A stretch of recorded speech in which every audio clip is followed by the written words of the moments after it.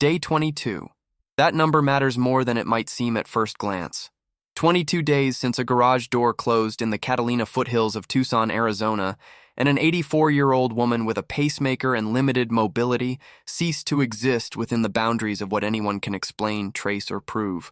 22 days since 400 investigators, federal agents, helicopters, drones, search dogs, Bluetooth signal sniffers, genetic genealogists, and the full weight of the FBI's Phoenix division descended on a quiet desert neighborhood and started pulling every thread they could find.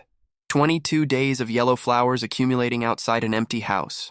22 days of Nancy Guthrie standing in front of cameras with the specific exhausted grief of someone who has been running on prayer and adrenaline since the 1st of February and refuses to stop.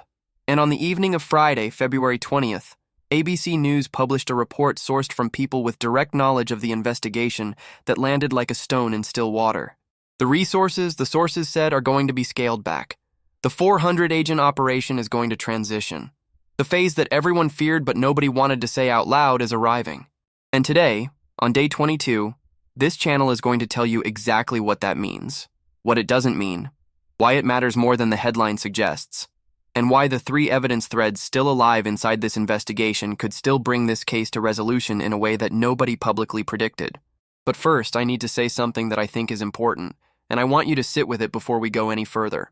The phrase scaling back is going to hit differently depending on who you are. If you are one of the millions of people who have been following this case with genuine investment since February 1st, those 2 words are going to feel like a door closing. Like the moment in a search when the language shifts and the energy changes and the thing you were hoping wouldn't happen starts to feel inevitable. I understand that reaction completely, but I also think that reaction, as understandable as it is based on a misreading of what is actually happening inside this investigation. And before the alarm spreads further than it already has, we need to talk about what scaling back actually means operationally, because it is not what the headline implies, and the distinction matters enormously for how we understand the next phase of this case. So let's start there. Rich Frankel spent years overseeing hostage negotiations inside the FBI. When ABC News asked him to comment on the scaling back report, he said something that should be the headline of every story covering this development but somehow isn't.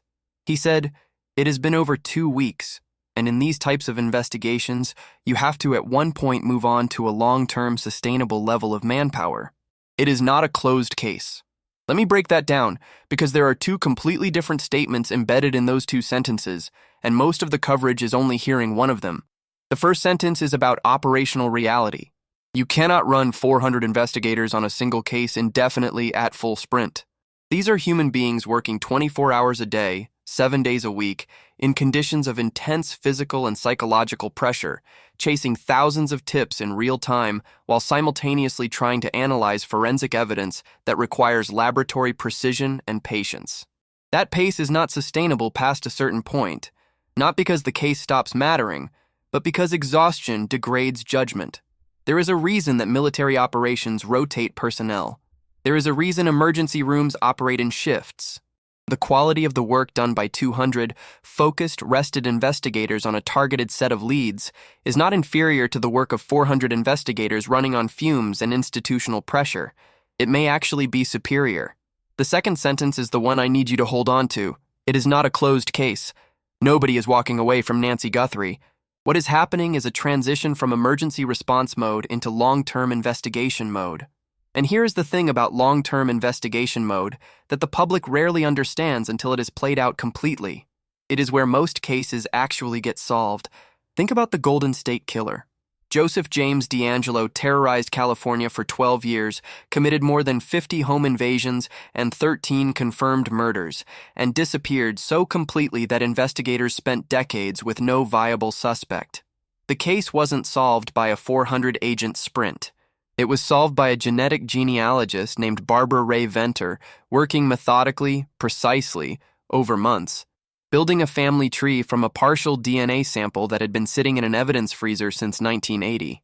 The breakthrough didn't come from more boots on the ground. It came from one person with the right science and the time to apply it correctly. The Nancy Guthrie investigation has DNA. It has partial biological material recovered from inside Nancy's home that the Pima County Sheriff has publicly stated he believes may belong to the suspect. That DNA is currently sitting in a private laboratory in Florida. And here is the detail that got very little attention in the coverage of this weekend's developments. There has been a snag.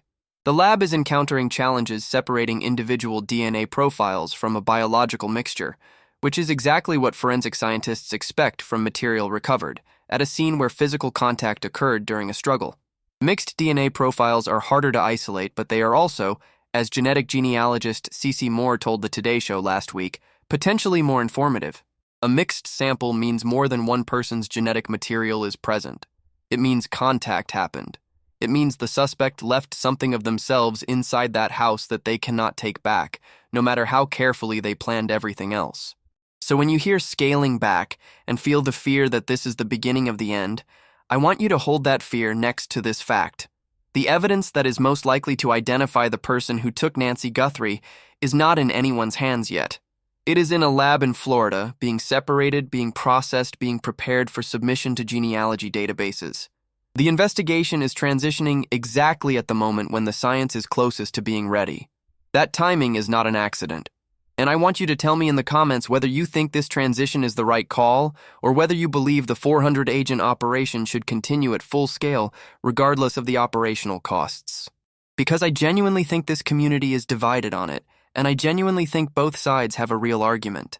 Now let me walk you through the specific state of every active evidence thread as of day 22, because I think people deserve a clear picture of what investigators actually have and where each thread stands, rather than the summary version that the daily briefings tend to provide. The first thread is the backpack. Walmart handed over purchase records covering all sales of the 25-liter Ozark Trail hiker pack across Arizona to law enforcement investigators. That is a significant data set. Every person who bought that backpack at a Walmart in Arizona within the investigative window is now potentially identifiable. Cash purchases create gaps in that data set, but cash purchases at Walmart are the exception, not the rule. Most people in 2026 pay with a card or a loyalty account or a digital wallet. Every traceable purchase becomes a name, and every name becomes a background check, and every background check that doesn't eliminate a person becomes a closer look. The sheriff said explicitly that his office is trying to find a credit card or bank card transaction that could be connected to the backpack purchase, and he's also looking for surveillance footage of the buyer at the register. That is 3 separate angles of investigation on a single piece of physical evidence. Any one of them could produce a face. The second thread is the holster.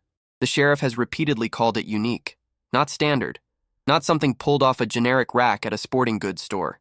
Detectives have been showing the doorbell camera footage to gun shops across the Tucson area, asking if anyone recognizes the configuration. An Arizona gun store owner confirmed to Fox News that an FBI agent came in and asked him to review recent firearm purchases tied to a list of nearly 24 people. That detail is important. It means investigators are not just looking at the holster in isolation. They have a list of names. They are cross-referencing that list with gun shop records. Where that list came from, what generated it, we don't know. But the existence of a list means the investigation has moved past the identification phase and into the verification phase on at least one thread. That is progress, even if it doesn't look like progress from the outside. The third thread is the DNA, which I've already discussed but want to return to because there is a layer here that I don't think is being communicated clearly enough in mainstream coverage. There are actually 2 separate DNA situations in this case, and they are being conflated in ways that create confusion about where the investigation stands. The first situation is the glove found approximately 2 miles from Nancy's home. That glove was submitted to CODIS, the FBI's national database of convicted offenders, and came back with no match. That result means the suspect has no prior qualifying arrest in the database. It does not mean the DNA is useless. It means the database approach is closed and the genealogy approach opens. The second situation is the partial biological material recovered from inside Nancy's home. That material did not go through CODIS. That material is in a private lab in Florida, undergoing the painstaking process of separating mixed DNA profiles. When those profiles are isolated and clean, they go to the genealogy databases. And here is the question nobody is asking publicly, but everyone in this community should be thinking about. If the DNA from the glove and the DNA from inside the house belong to the same person, what does that tell us about the operational timeline of this abduction? Because a glove dropped 2 miles from the scene is not a glove worn during the abduction and then casually discarded on the way home. It is a glove that was either discarded deliberately as part of a planned exit route, or it was lost during a transfer. Either way, it implies the suspect had an exit plan that took them 2 miles in a specific direction from Nancy's house in the pre-dawn hours of February 1st. Does anyone in the comments have a theory about that direction and what it might suggest about where he went? The fourth thread is the vehicle. This is the one that has produced the least publicly disclosed progress, and it is also the one that might be the most consequential. Law enforcement sources told ABC News this weekend that investigators have been unable to associate a vehicle with the abduction. That is a striking statement after 22 days of investigation in an era of pervasive license plate readers, highway cameras, and gas station surveillance systems. There are a few ways to interpret it. The most charitable interpretation is that investigators have a vehicle but have not disclosed it publicly for tactical reasons. The less charitable interpretation is that whoever did this either used a vehicle that avoided camera coverage entirely, which in the Catalina foothills is more possible than it would be in a densely surveilled urban area, or used a vehicle that was stolen or had obscured plates. The Catalina foothills neighborhood is semi-rural. The road infrastructure is not saturated with the kind of surveillance technology that would allow investigators to reconstruct a vehicle's movement automatically. In a city like Phoenix or Los Angeles, a car involved in a crime at 2 a.m. might appear on 100 different cameras within a 5-mile radius. In the Catalina foothills, you can drive for miles without triggering a single recorded image. The person who chose that location, whether by design or by local knowledge, chose it well. Which brings me to the piece of this investigation that I have been thinking about more than anything else since this case began, and that I want to share with you as my honest analysis rather than as established fact. The behavioral signature of this abduction is extraordinarily specific. It is not random. It is not impulsive. The camera was removed before anything else happened. The subscription on the secondary motion detection camera was either known to have lapsed or was checked in advance. The timing placed the operation in the narrowest possible window, between Nancy's return home at 9:45 p.m. and the beginning of a morning when her absence would be noticed. The exit was clean enough that no vehicle was captured. Multiple gloves were worn, and at least one was discarded at a point 2 miles from the scene. These are not the behaviors of someone who woke up on January 31st and decided to commit an abduction.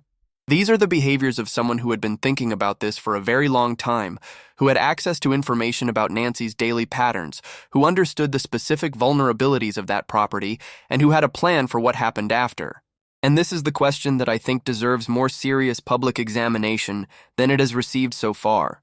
Google Trends data showed spikes in searches for Nancy Guthrie's home address originating in Arizona as early as June 2025, 8 months before she disappeared. 8 months of someone, somewhere, researching this woman's home. If that data is connected to the person who took her, this was not a crime of desperation or opportunity. This was a project. A deliberate, patient, months-long project targeting an elderly woman because of who her daughter is. And the question of whether the person who undertook that project did so alone or with others becomes even more urgent when you add the weekend's most significant new development. The Pima County Sheriff officially stated that investigators are not ruling out the possibility that more than one person was involved, not a solo actor, potentially a coordinated operation.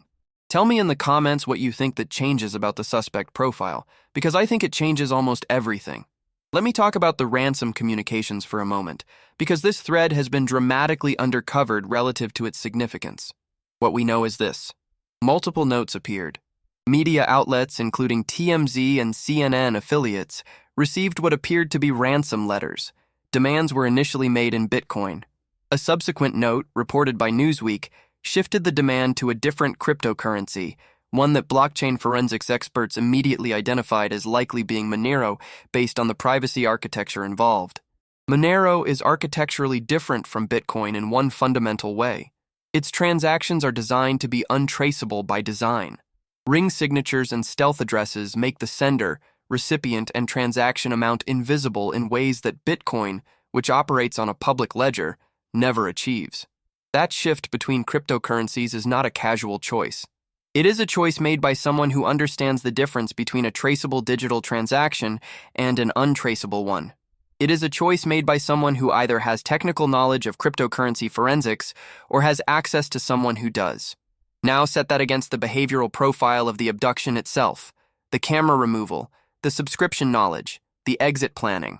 Does the technical sophistication of the cryptocurrency demand fit the same person?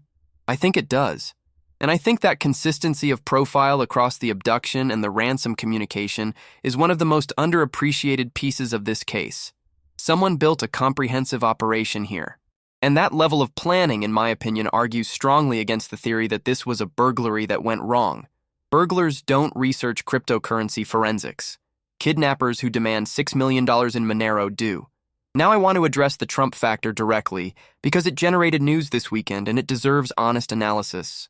The president, speaking to reporters aboard Air Force One, criticized investigators for publicly disclosing that law enforcement helicopters were equipped with Bluetooth sniffers designed to detect Nancy's pacemaker signal. He said, and I'm paraphrasing, that revealing that technology before using it would have alerted the person holding her.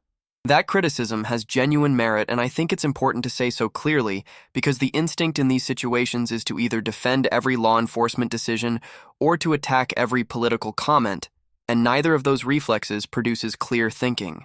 The sheriff's decision to publicly discuss the Bluetooth sniffer technology early in the investigation was, in retrospect, a tactical error if it alerted whoever has Nancy to disable or shield the pacemaker from detection. The counter-argument is that publicizing the technology was a deliberate negotiating tactic designed to create pressure on the suspect to come forward.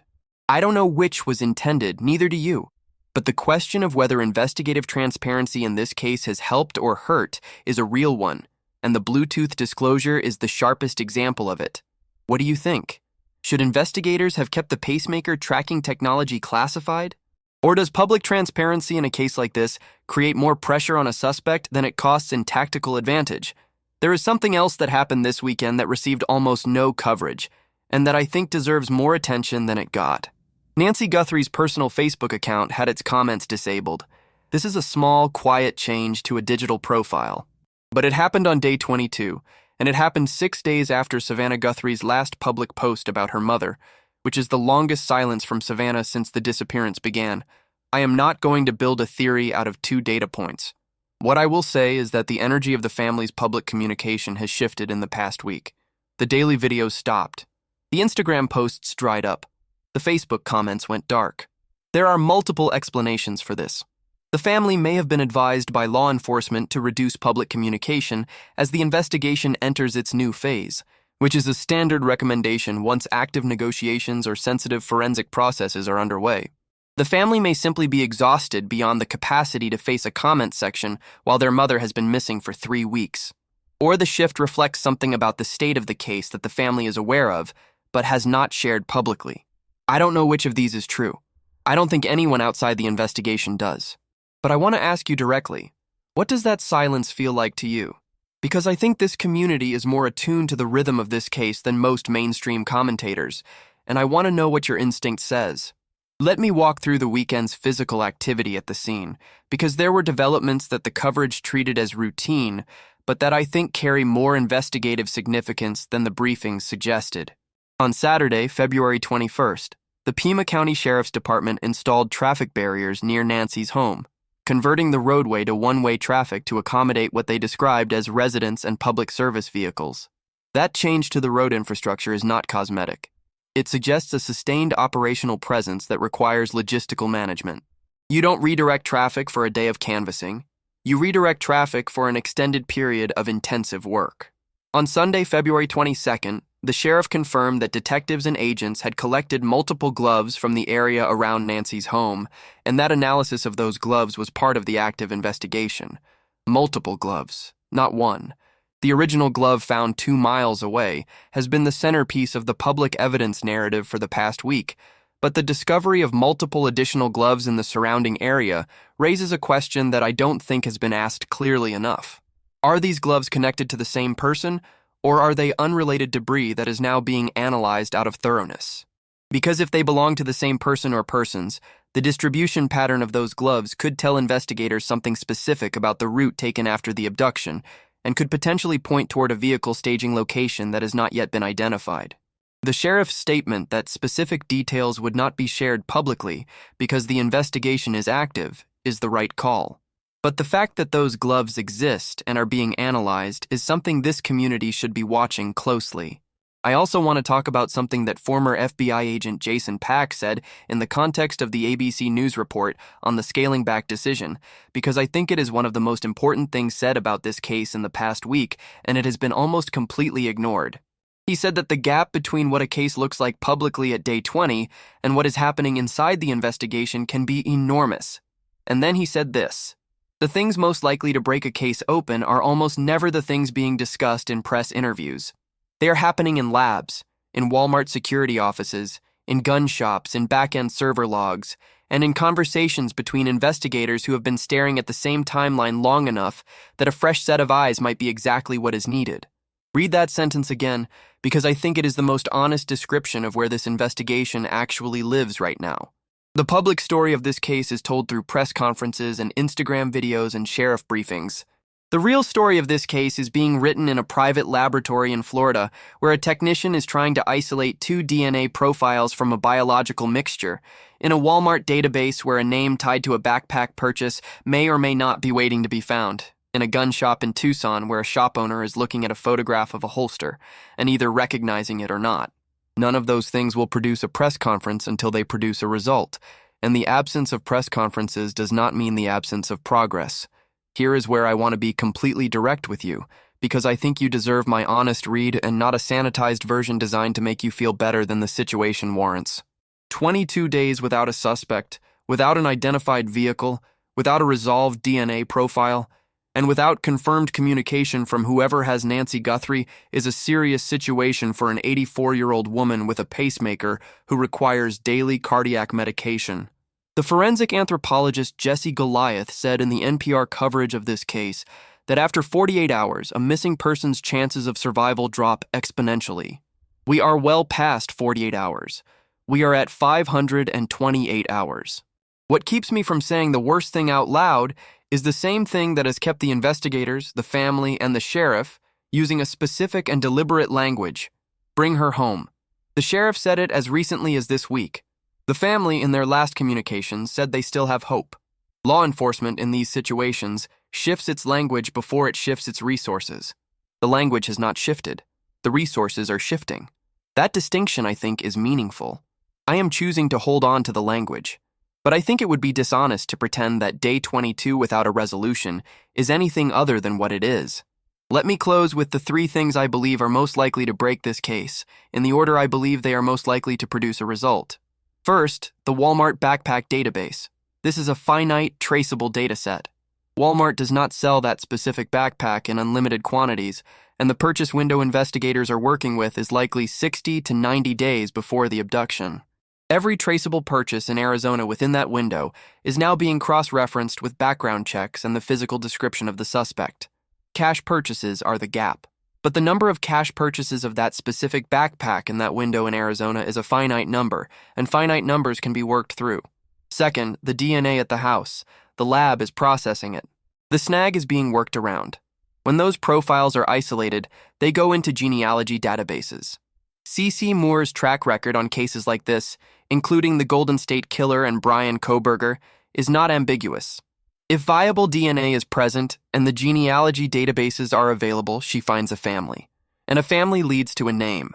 Third, and this is the one I think is most underappreciated, someone in the Tucson area knows something.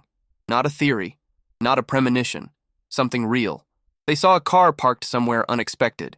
They noticed a neighbor acting differently in January. They work at a gun shop and recognized that holster but were afraid to call. The FBI has received over 50,000 contacts on this case.